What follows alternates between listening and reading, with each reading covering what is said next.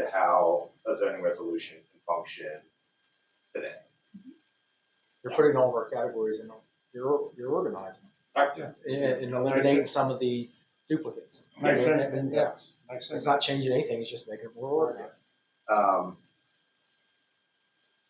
When drafting the code, and this, I'm trying to stay out of the weeds, but what we do is, I'm gonna go back to the chart that hurts everybody's eyes. So if there is a section in general provisions applicable to all zoning districts, we'll take that section and plug it under what the heading would be for a typical zoning resolution that we would see nowadays. And that way we can compare the language that is being crafted versus what is currently there. So there is a version of your zoning resolution that we have. It's basically taking the language that you have and putting it into a structure like this, just so we can kind of see how it would flow. Yeah. So, You know, what I see a lot with this is, I hate to bring up a bad subject, but we were talking about solar. Mhm. Our solar regs, when it was done, it's been asked if it could be used, or presented to other townships throughout Ohio. This is going to do that too, because as with solar, when we were first getting into the stages of it, they were saying, well, why don't you look at Monroe Township? Why don't you look at these townships? Why don't you adopt this? This is what's going to be presented to all the other townships, saying you need to follow Tate's guidelines. that'd be nice. Yeah, I mean that's what I see here. That means we did our job. Yeah, exactly. That's what I see here. This can work out real well. So one of the things I will say, and I know that there's kind of been questions about, does this mean redistricting new zoning districts? We're even taking efforts for, when we're looking at the districts that are being proposed, the existing R1 district, it's all of the yellow. When we're looking at any new districts, say the RR, the residential rural, or residential low density, does that actually make sense for that area, or is it going to cause issues? We don't want there to be any issues that are caused, so we want to make sure that any new district name is consistent and any new district dimensional standards are consistent with what is there currently. Yeah, I think that's important. So coming up with tools that if there is going to be a zone change that is requested to the zoning commission by a property owner or property purchaser down the road, there is a district that is appropriate for them that is consistent with the intent of the comprehensive plan. So it's all kind of married together in a jumble. It's nice about doing all this all together. Mhm. Because Yeah, we're because we all look at it differently. We're not right? doing like this part this year, in 5 years, or 2 years, we're doing this part, and then, we got a problem. And now we're looking at it all together. And come out with a better product at the end. Nothing's gonna be 100% perfect. No, we're always gonna have to. But I think by doing it this way, we're gonna be a lot closer to 100%. Because we're looking at the whole aspect of it. And how it all works together. Yeah, and how it works together. I have a question. We were mentioning marijuana dispensaries earlier. This is general. I don't know if that's in the zoning book yet. For rewriting stuff, I would suggest maybe some of these more controversial issues be addressed now before they actually become an issue. I know I have a sister-in-law that's up northern Ohio, and they did that before stuff came in. They're more rural than we are, or at least around their house they are. But I would suggest maybe now we think about adding it in. I know it's new regulations, but stuff that people are going to be very upset about. It's better to have it in writing now than wait for these. I don't know if they're going to move in. I'm not saying they will, but you never know. As development runs out, we might want to have a preset. Some, not just marijuana. I won't go into all the other ones, but just various ones that people get very controversial over, have feelings of. We need to set those out now so that when somebody comes in, this is our guidelines. Just something to think about so that we're not, you can get caught behind the 8 ball and not have any regulations. considered just a regular business. I know it's in Williamsburg Township's zoning, the marijuana. And I'm not just picking marijuana, but anything that we Right, think is controversial, I would just suggest we consider that now and have something in there. I mean, I think Thursday put it in various districts that, I don't know for sure, but the impression I got is they put them in areas where they weren't. But they did have a place, they weren't. Yeah. So that's just something to think about as we're going through things. And even if it's something where the township isn't interested in allowing them, it should be clearly defined and listed and then prohibited. Yeah, Yeah. that's what I'm getting at, is Yep. so we don't, so Yeah. somebody, it's not ambiguous. Like I said, I don't know if that's in there, and then like when they wrote it, probably never thought about it. Yeah.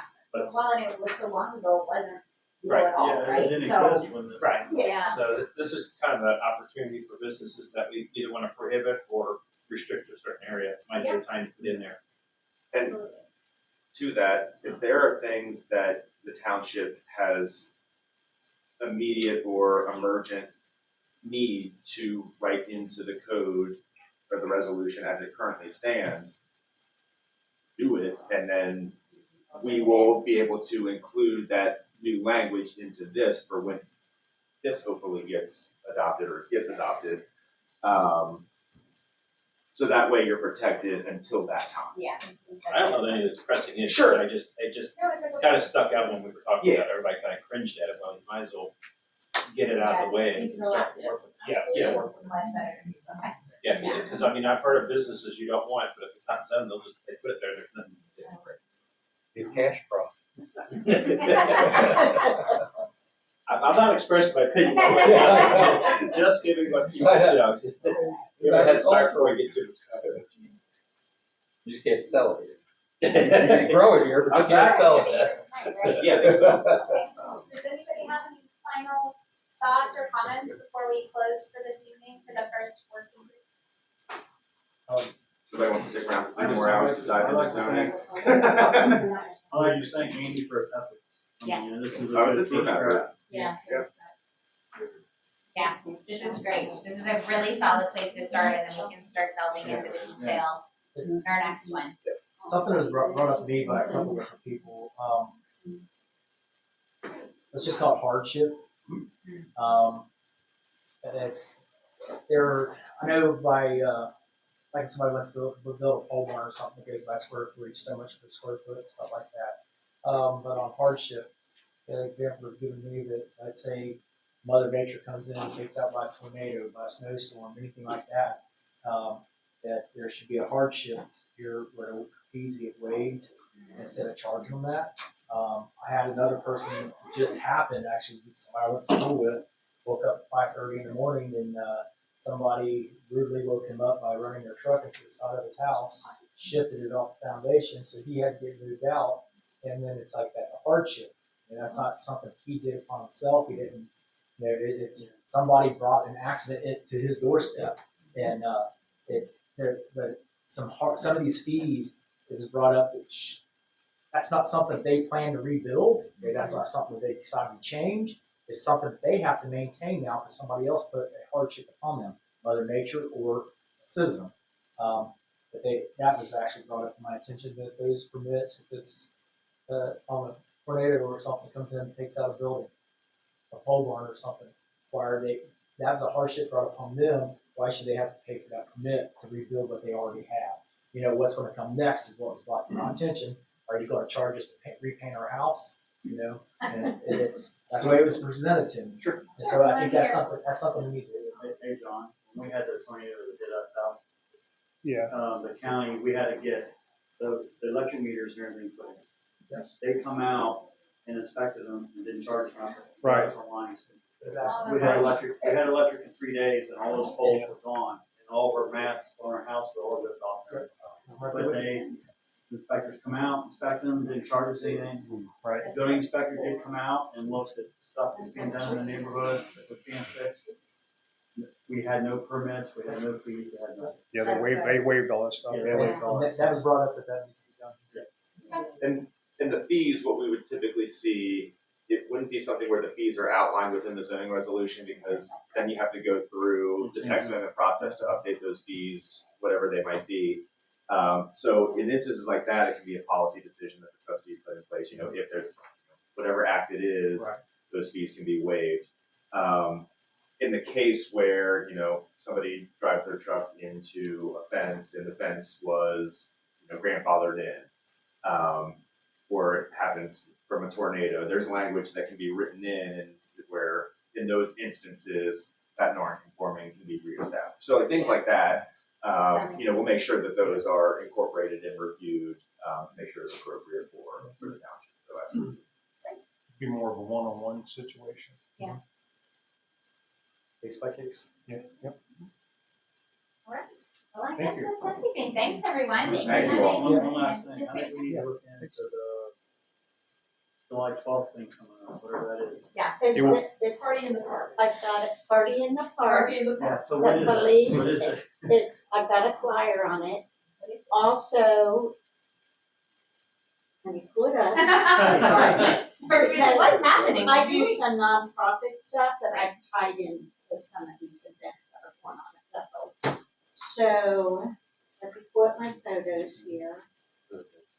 And you go It's over Party in the Park. Show me this. It's Okay. the police, fire department, and the village That's of right, Bethel yeah, is in it. They're having bands, food trucks. I have the flyer here. Okay. Also, What time does it start? please, What time does it start? 3 to 9, July the 12th, in Burke Park. Okay.